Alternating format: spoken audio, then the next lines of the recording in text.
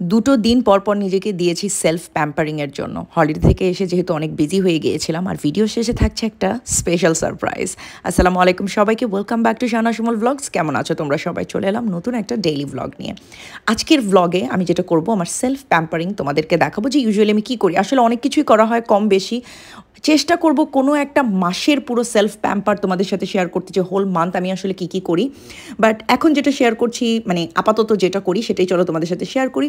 So এখানে আমি একটা স্ক্রাব অ্যাপ্লাই করে নিয়েছিলাম, এটা হচ্ছে রিবানার almond body and face scrub, বেশ ভালো একটা স্ক্রাব।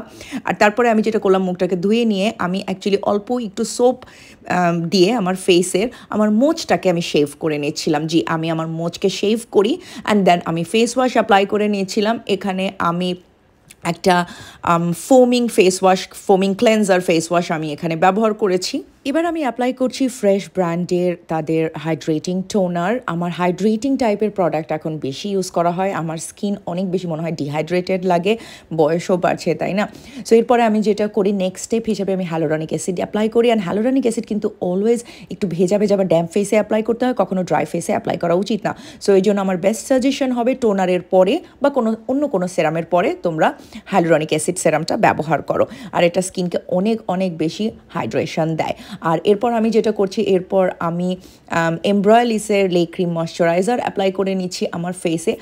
এই ফাঁকে আমি SPF 15 আছে এরকম একটা লিপ বামও আমি অ্যাপ্লাই করে নিচ্ছি, এটা একটা coconut flavour lip balm.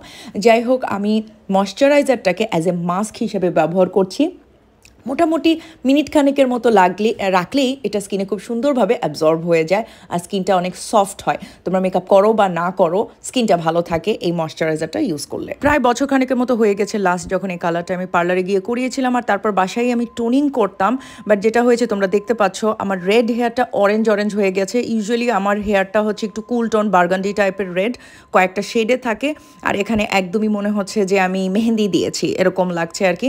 So আমি ভাবছিলাম যে আমার মনে হয় আবার নতুন করে কালার করাতে হবে। অ্যান্ড আমি আবার নতুন করে কালার করানোর জন্যই অ্যাপয়েন্টমেন্ট নিয়েছিলাম আমার হেয়ার স্টাইলিস্টের থেকে, যেটা কিনা অ্যাকচুয়ালি বেশ expensive.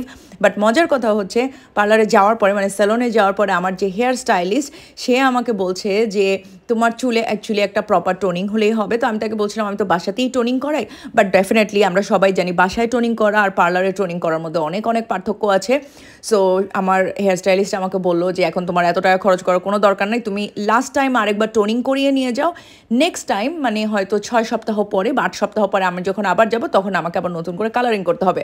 So I thought, oh my god, আমার তো টাকাটা বেঁচে গেল, আমি তো খুশি হয়ে গেলাম। সত্যি কথা, এরকম কয়জন করে টাকা বাঁচানোর জন্য, তাই না? যে এই ধরনের সার্ভিসে মানুষজন চায় আরও বেশি বেশি টাকা খরচ হোক। বাট যাই হোক, আমার হেয়ার স্টাইলিস্ট আসলেই অনেক ভালো, অ্যান্ড আমি অলওয়েজ আমার এই হেয়ার স্টাইলিস্টের থেকেই কালার করাই, আমি সে ছাড়া আর কারো থেকে কালার করাই না। হেয়ার কাট, ব্লো ড্রাই, হ্যান ত্যান এগুলোর জন্য যে কোনো মানুষ হলেই হয়ে যায়। সেগুলো আগে থেকেই বুক করে রাখতে হয়, কারণ এটা ওয়াক ইন অ্যাপয়েন্টমেন্ট তারা দেয় না। অ্যান্ড আমি এইটার বুকিং নিয়ে রেখেছিলাম প্রায় 2-3 সপ্তাহ আগে, কারণ সহজে আমি পাই না। And finally I love my hair colour guys. তোমরা যারা আমার হেয়ার কালার পছন্দ করো, তোমরা আমার বোন, আর যারা পছন্দ করো না তারা আমার সৎ বোন। যাই হোক, that means you guys are my family, right? আসলে বিভিন্নভাবে রং করে আমার হেয়ার কালার দেখানোর চেষ্টা করছিলাম। ইনডোরে আমার হেয়ার কালারটা আসলে অতটা ব্রাইট লাগে না। আর এই যে সকাল সকাল ঘুম থেকে উঠে গিয়েছি, এই যে তোমরা দিনের আলোটা দেখতে পাচ্ছ, এটা ভোর 5টার সময় এরকমই আলো থাকে। ইয়েস, আমার রুম এতটাই ব্রাইট হয়ে যায় সকালবেলা। আই নো পর্দা লাগানো উচিত, বাট বছরে 2 মাসের জন্য আসলে পর্দা লাগাতে ইচ্ছা করে না। যাই হোক, সকাল সকাল উঠে গেলাম। আজকের স্কিন কেয়ারটা আবার একটু ডিফারেন্ট, নর্মাল। জাস্ট ঘুম থেকে উঠে ফেস ওয়াশ দিয়ে আমি মুখটা ধুয়ে নিলাম, অ্যান্ড দেন আমার নর্মাল ময়শ্চারাইজার অ্যাপ্লাই করে নিলাম, হাতে পায়ে সানস্ক্রিন অ্যাপ্লাই করে নিলাম। That's it. এটা আমি ডেইলি বেসিসে করি, এত আহামরি কিছু ঘষাঘষি করি না, ঠিক আছে? আর ময়শ্চারাইজার যখনই অ্যাপ্লাই করি, আমি একটু বেশি পরিমাণে অ্যাপ্লাই করি। এটা আমার একটা অভ্যাস হয়ে গেছে, যেহেতু আমার এখন স্কিনটা বেশি ড্রাই।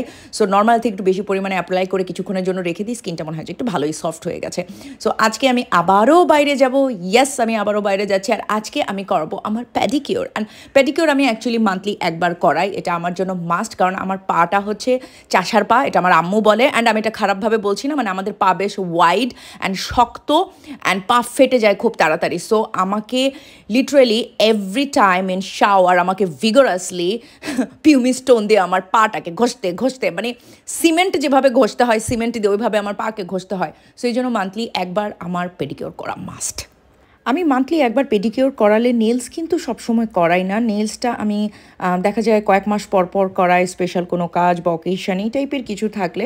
সো এইবারও আমি নেলসটাকে করিয়ে নিলাম। আর এই যে আমাকে তোমরা দেখতে পাচ্ছ, আমি না আমার ফোনের সাথে একটা চিপকু জিনিস লাগিয়েছি। সো আমার ফোনটা না যেখানে সেখানে আমি এরকম চিপকাইতে পারি, দেন আমি এরকম ঢং ঢং করে ছবি তুলতে পারি। মানে আমার আর ট্রাইপডের দরকার হয় না। আমার যে কোনো গ্লাস টাইপের বা প্লাস্টিক বা যে কোনো কিছুতে আমি আমার ফোন এখন চিপকায় ফেলতে পারি। যাই হোক, আমার দেখো কি সুন্দর লাগছে আমার পেডিকিওরের কালারটা। I love this colour. এই যে দেখো, আমি যেখানে সেখানে আমার ফোনটাকে চিপকে দিয়ে ইচ্ছা মতো ভিডিও করছিলাম, আর আমি আমার পছন্দের একটা আইস কফি খাচ্ছিলাম। বাই দ্য ওয়ে, আমি জানি আমি প্রত্যেকবার ব্লগ পোস্ট করলে আমার ওয়েট লস নিয়ে অনেক অনেক ইনকোয়ারি আসে। আম ট্রাইং গাইস, আমি চেষ্টা করব একটা ব্লগ বানাতে যেখানে আমার ওয়েট লস নিয়ে আমি কথা বলবো। যাই হোক, আমি এরপর টুকটাক একটু শপিংয়ে গেলাম, এমনি জাস্ট কিছু কেনাকাটা করতে মন চাচ্ছিল, কিছু মেকআপের আইটেম কিনলাম, টুকটাক কিছু জামা কাপড় কিনলাম প্রাইমার্ক থেকে। আর দিন শেষে আমি একটু খাওয়া দাওয়া করতে গেলাম স্পেশাল একজনের সাথে। ওয়েল, স্পেশাল কিনা আমি জানি না, দেখা যাক। সো যাই হোক, এটাই ছিল আমার আজকের ব্লগ। দেখা হবে নেক্সট ব্লগে, ততদিন পর্যন্ত আল্লাহ হাফেজ।